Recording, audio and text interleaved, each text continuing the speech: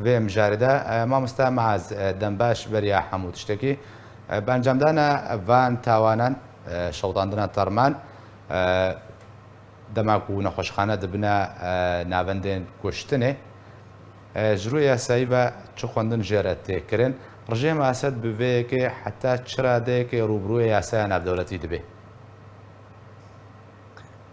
دەمباش سەرچاوە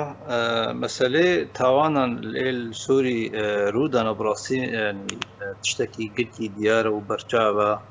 بە سادێ راپۆرە هەتیە هەلدانج ئالیێ ڕێخستنی ناودەوڵەتی بەش ئالیێ ڕێخستنی هەندرو بە مەسەلە سووری و مەسەلەت تاوانێن گۆڕودن بڕاستین باوەریامە وەک کەسێکی قانونية سيئة بيجم أن حوجي مسألة إثبات وموقت بيجي دليل عم جير حاضركم براسي مثلا أصد حسم قلكي ديارا لي مسألة حوجي شيء حوجي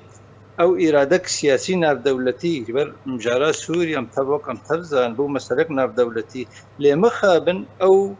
إرادات دولي قول ضحف دي بآلية برس سر توانا ببي وآلية قدستيوا دوا طبعا ذهب جزاء من براستي أو إرادة خابن هيدا نبو حتى أنا باشا ما مستمعز يعني جروي دادگاه ناف دولتي بدما كو صباروجه جارسريج كريزا سوريا را تشي ببي يعني جوري سزادان رجيم اسد بريم بحثا يجيب كن حتى شرادك اف توانا رجيم اسد انجام دايش شوطاندنا لا شام بتايبتي يعني جمارك هاري قالك يا قوى اشكالك اليد هي مصالك ودها ما هذا 6000 كاس بس شوط عندنا يعني اب دفي دريدا رجيما اسد بچه ياساك يعني قلت جوره تاوانك وري سزاده براسيد دي ساين بدولتي سركهنا يجي ياسا جنگ قانون دول انساني جير بجن وناب كدي ليتكرن ياساي جنگ يعني ناف دولتي قانون الحرب لوجير ناف تيغوتن وهي ياساي ما في مروف قانون دول حقوق الانسان بهردو براستي بحمو بندخوا سوري وك بربرسين سوري سوجدار دكي هردو براستي ياسا بهتر ياسا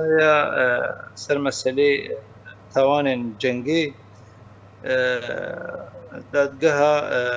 جنائية ناف دولتي دادگاه سربخويا تبلغو بلكي سوري وك دولة سر امزانه كريا لد مسألة نتويك بويدا مسألة مجلس الأمن هجر بريارك لبسطن أو بريار جي براستي هنجي نحو جيق وسوري أمذكر بي أمزانه كربي يعني بيجم مسألة دي سأز بيجم مسألة قلكي ديارة قلكي باشا ما مستاد فردا برسك يا ما مستاد معاز نها كود بجن صبت بيشروجة ده چار سريش كريزا سوريا ورديتن باشا اف كسيكو تاوان انجام دانا اجبر بناب هاتي كرن رابورت ده